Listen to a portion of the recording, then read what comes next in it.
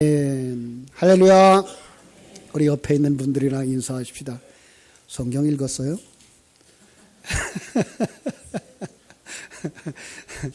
성경 읽으셨냐고 물어보라니까.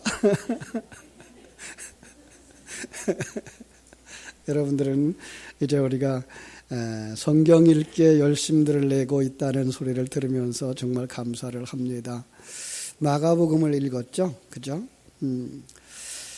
성경 읽기를 통해서 우리 교회 성도님들이 성경의 지식이 늘어나고 그 성경에 담아주신 진리가 우리 여러분 속에서 살아나서 정말 신앙의 기쁨이 넘치는, 그래서 찬양할 수 있는 기쁨, 그죠? 그리고 삶을 기뻐하면서 신앙생활 할 수 있는 우리 복된 성도들 되시기를 주님의 이름으로 축원합니다.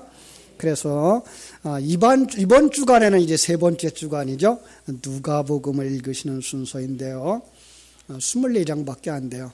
24장. 마태복음은 28장이었죠. 마가복음은 16장이었어요. 그래서 읽어낸 여러분들이니까 이 누가복음 24장은 어렵지 않을 거예요. 특별히 예수를 본받아서 다음 세대의 본이 되는 교회가 되자라는 표를 걸었고, 또 1월 달에 말씀을 읽자, 말씀을 듣자라는 주제에 걸맞게 좋은 편을 택한 사람이라는 말씀을 우리 같이 나누려고 그래요. 바로 그 사람을 만나서 은혜를 받고 함께 본받으면서 더 나아가서 다음 세대의 본이 되기를 결심하는 시간 되어지기를 주님의 이름으로 축원합니다.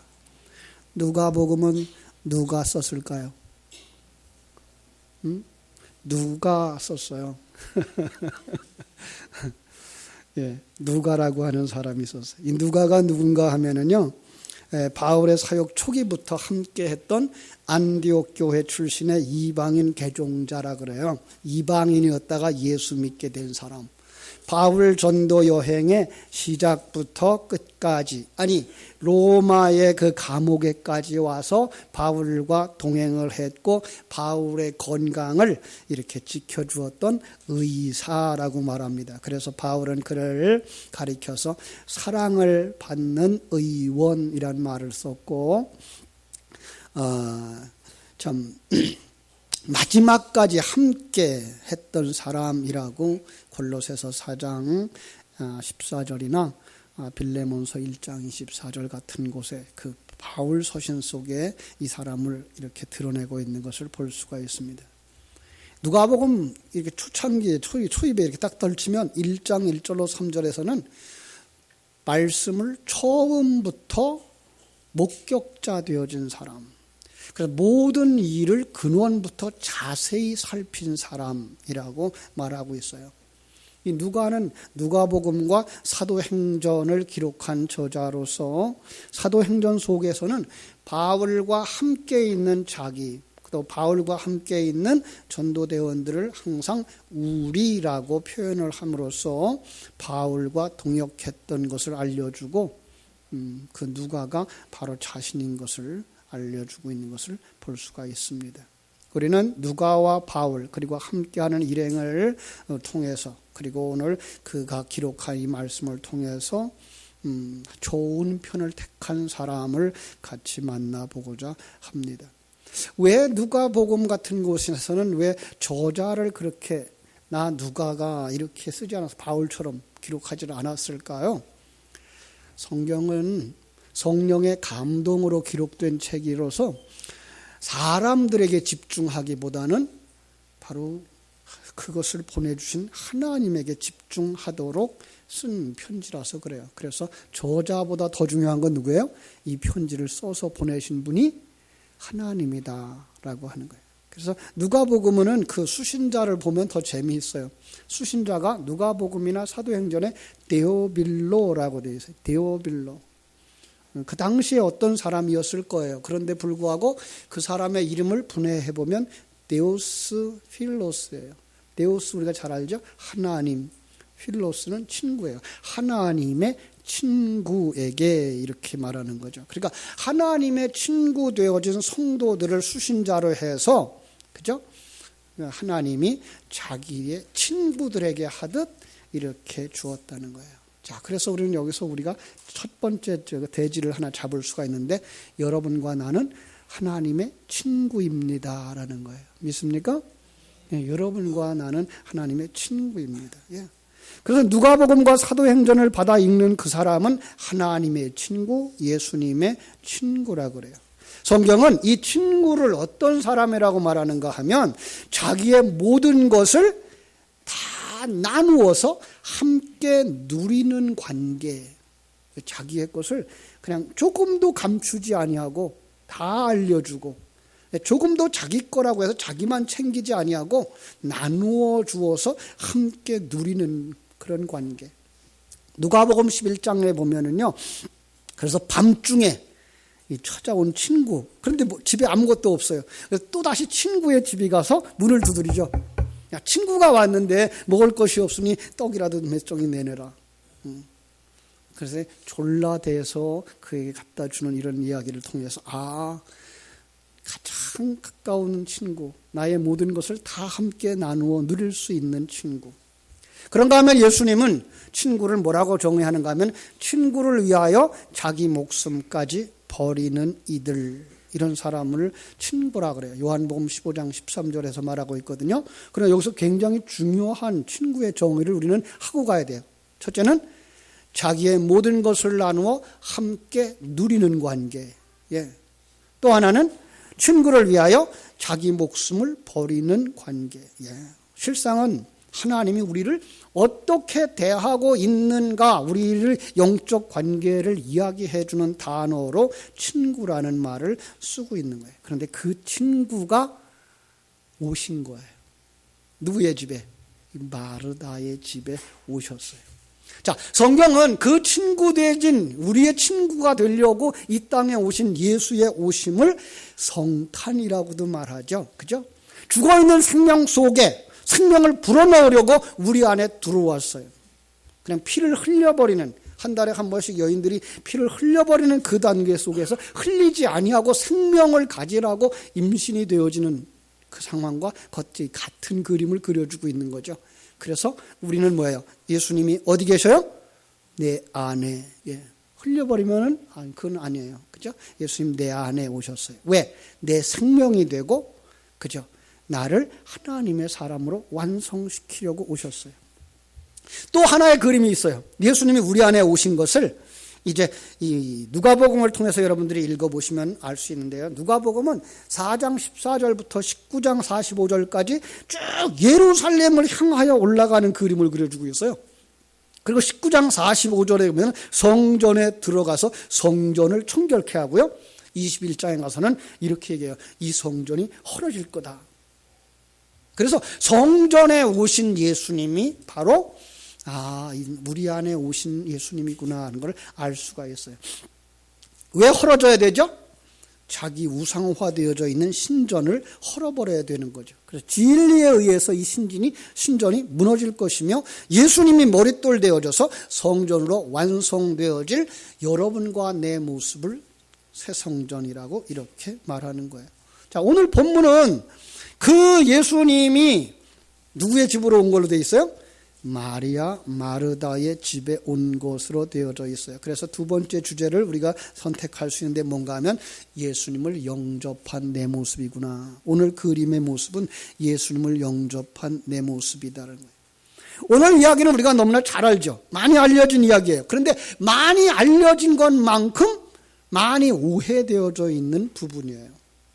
우리는 그냥 글자 그대로만 읽으면 그 속에서 뭐 하라 그래요? 그냥 일하지 말고 말씀만 들어, 이렇게 해석을 할 수 있어요. 그렇게 되면은요, 이제 앞에 있는 이야기와 모순이 되는 걸 알 수가 있어요. 자, 그 바로 앞에 어떤 이야기가 있는가 하면 25절부터 10장 25절부터 어떤 율법사가 예수님을 찾아와요. 예수님에게 이렇게 물어요. 선생님, 내가 무엇을 하여야 영생을 얻겠습니까? 10장 25절이죠. 예수님이 율법에 뭐라 기록되었으면 넌 어떻게 읽었느냐? 그랬더니 이 사람이 예수님이 정리해 놓은 만큼 율법을 잘 잘 알고 있어요. 그래서 네 마음을 다하고 목숨을 다하며 힘을 다하며 뜻을 다하여 주 너의 하나님을 사랑하고 또한 내 이웃을 내 자신과 같이 사랑하라 하였나이다. 예수님이 대답해요. 네 대답이 옳도다. 이를 행하라. 지금 이 율법사는 뭐 하면은 영생을 얻을 수 있을 거라고 생각해요? 그 율법의 그릇을 가지고 지키면 영생을 얻을 거라고 생각해요. 그래서 예수님은 그러는 거죠. 가서 해봐. 그랬더니 이 사람 자신 있게 얘기해요. 내 이웃이 누굽니까? 가르쳐 주시오. 그럼 내가 가서 행하겠습니다. 그랬더니 비유로 하신 말씀이 이 강도 만난 사람이에요. 어떤 사람이 예루살렘에서 여리고로 내려가다가 강도를 만났어요. 강도를 만나 다 잃어버렸어요.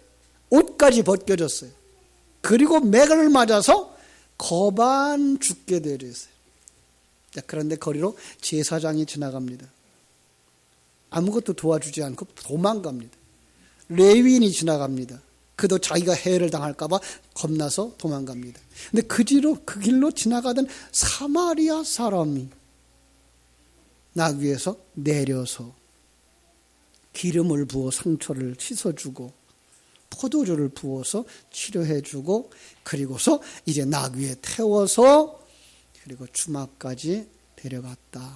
그러면서 이제 돈을 주고 그 주막 주인에게 잘 치료해달라고. 내가 다시 올 텐데 비용이 더 들었으면 내가 그 비용까지 갚아주겠다라고 얘기를 합니다.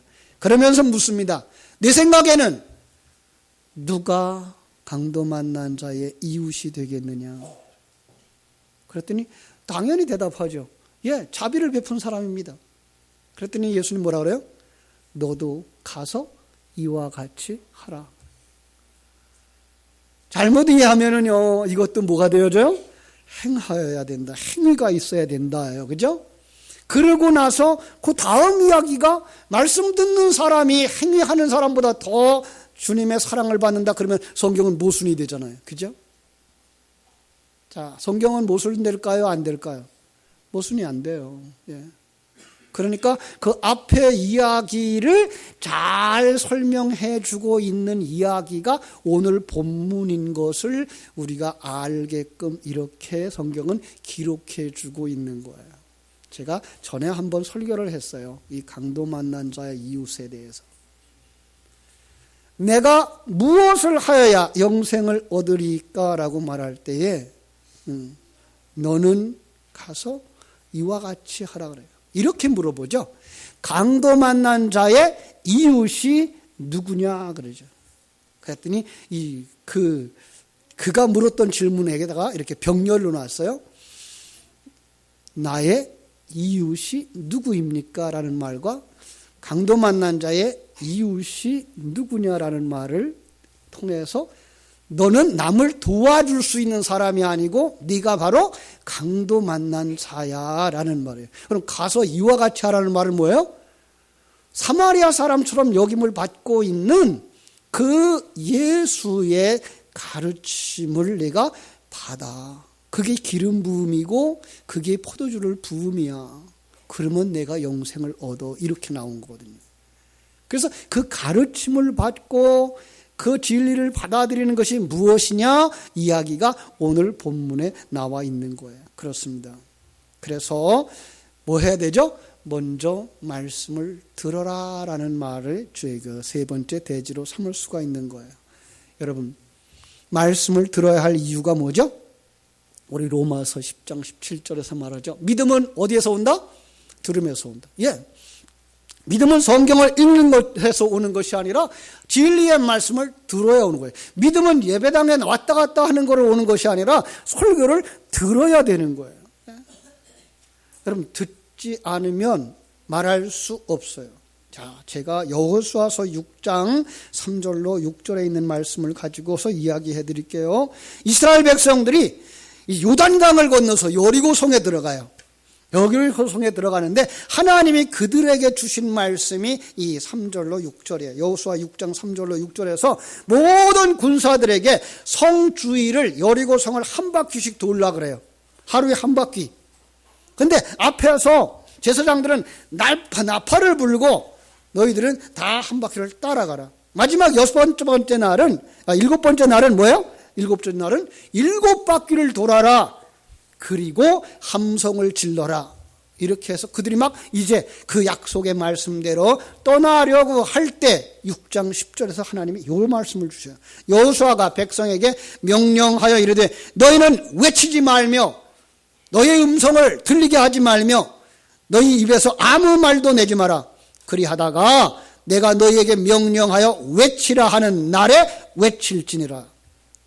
자, 그 사람들이 양강나팔을 부는 것이 어떤 것이었을까요? 그냥 나팔 소리, 뿌 소리는 나팔 그거였을까요? 예, 당시에는 그것이었어요. 그런데 성경에다 그거를 담아서 우리에게 줄 때 나팔은 복음의 나팔이에요. 예. 그러니까 세상 사람들이 부는 말은 세상의 도리의 나팔이고 하나님의 사람들이 부는 나팔은 하나님의 나팔인 거예요. 그런데 왜 소리를 내지 말라 그러죠? 그 나팔 소리를 네가 이해하고 생명이 되어질 때까지는 잠잠하라는 거예요. 왜 그래요? 복음을 이해하기 전에 너희가 입을 열면 세상 얘기밖에 나올 게 없다라는 거예요. 로마서에 가면은요 10장 17절에서 이렇게 말씀하고 있어요. 그러므로 믿음은 들음에서 나며 들음은 그리스도의 말씀으로 말미암느니라. 정확한 복음 들어야 돼요. 그 바로 앞에 그 13절부터 이런 말씀이 있어요. 누구든지 주의 이름을 부르는 자는 구원을 받으리라. 이거 그냥 우리는 오해하면 뭐예요? 주여 내가 믿습니다라고 예수 그리스도의 이름으로 기도합니다라고 말하면 구원을 받는다는 말이 아닌 것은 그 아래 말에 있어요. 14절. 그런즉 그들이 믿지 않은 이를 어찌 부르리요? 듣지도 못한 이를 어찌 믿으리요? 전파하는 자가 어찌 들으리요? 보내심을 받지 아니했으면 어찌 전파하리요?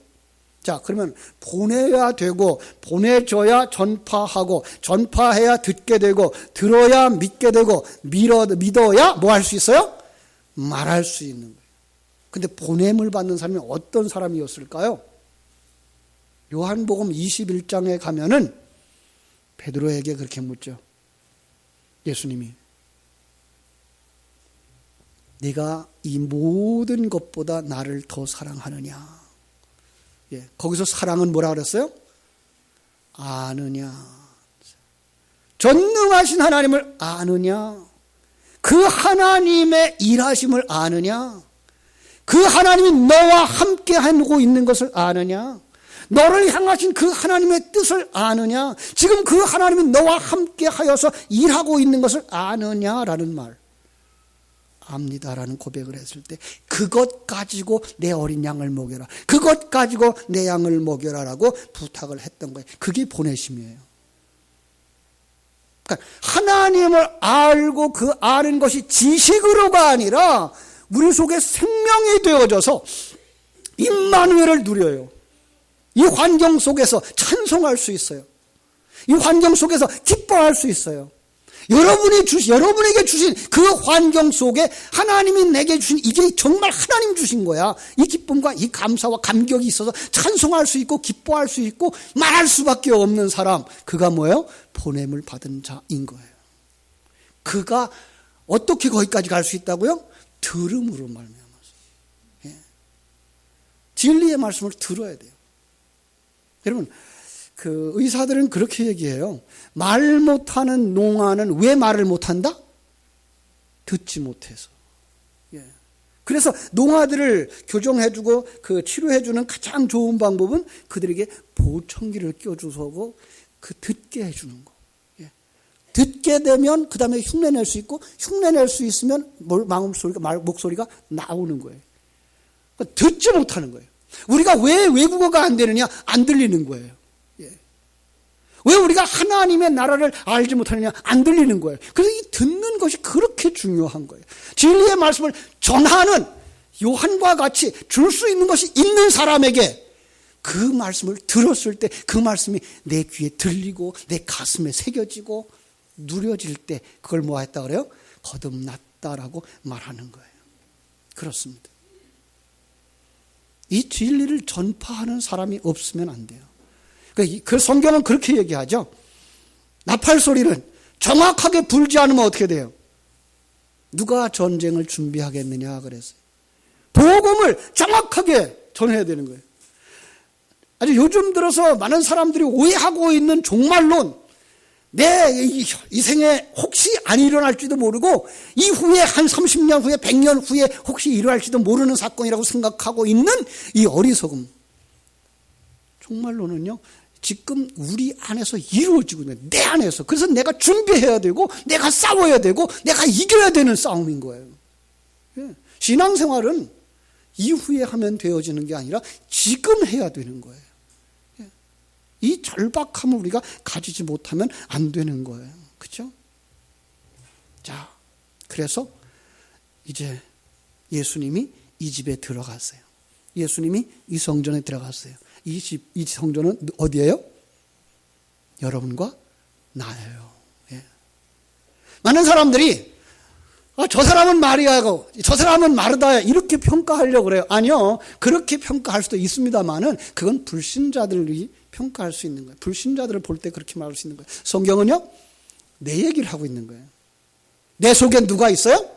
마리아가 있어요. 내 속에 누가 있어요? 마르다가 있어요. 예. 그럼 마르다는 어떤 사람이에요? 앞에 있었던 율법사와 같은 사람이에요. 율법사는 지금 나는 할 수 있는 사람. 여러분들은 뭐 할 수 있어요? 세상적인 것은 지금 여러분 이제 나이가 40, 50이 되어졌으니까 다 할 수 있어요. 한국말 다 할 수 있어요. 그렇죠? 그래서 난 할 거예요. 이 일도 하고 저 일도 하고. 주님은 그런 사람들을 향해서 뭐라 그래요? 그들이 그렇게 얘기하죠. 내가 주의 이름으로 선지자를 못했어요. 내가 주의 이름으로 능력을 행했어요. 귀신을 쫓아냈어요. 주님은 뭐라 그래요? 난 네가 무슨 말을 하는지 몰라. 주님이 원하는 건 주님이 내 안에 들어와서 나를 도구로 삼아 일하기를 원하시는 거예요. 예. 주의 말씀이 우리 안에 들어와서 하나님의 생명을 가진 자가 되어지고 하나님의 은사, 내게 주신 그 은사가 무엇인지 깨달아 알며 이 환경 속에서 하나님은 나를 어떤 사람으로 만들어 가고자 하는가를 알려주시는 거예요. 그러면 그 안에서 누가 일해요? 성령이 일하는 거예요. 갈라디아서 2장 20절이 우리에게 그렇게 가르쳐주고 있죠. 내가 그리스도와 함께 십자가에 못 박혔나니. 옛사람은 뭐 한 거예요? 이미 십자가에 못 박힌 거예요. 죽은 거예요. 내게 사는 건 누구예요? 그리스도예요. 예. 이제 내가 사는 것은 나를 사랑하사 나를 위하여 자기 몸을 버리신 예수 그리스도로 말미암아 사는 것이라. 그 삶이 열매인 거예요. 그 행위가 열매인 거예요. 그걸 하나님이 기뻐하시는 거예요. 그렇습니다. 그래서 이 사무엘상 15장 20절은 이렇게 말하죠. 하나님은 번제와 다른 제사보다 그의 목소리를 청종하는 것을 더 좋아하신다고. 예, 순종이 제사보다 낫고 듣는 것이 수양의 기름보다 낫다고. 네, 옳다 그러면 옳습니다 그러면 앞으로 끄떡하세요. 뒤로 끄떡하지 마시고.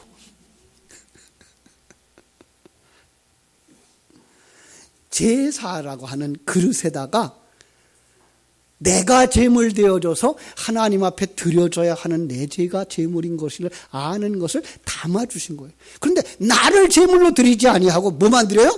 양만 잡아다 드리는 거예요. 하나님 그거 싫다는 거예요. 예. 오늘 주님께서 원하시는 건 뭐예요?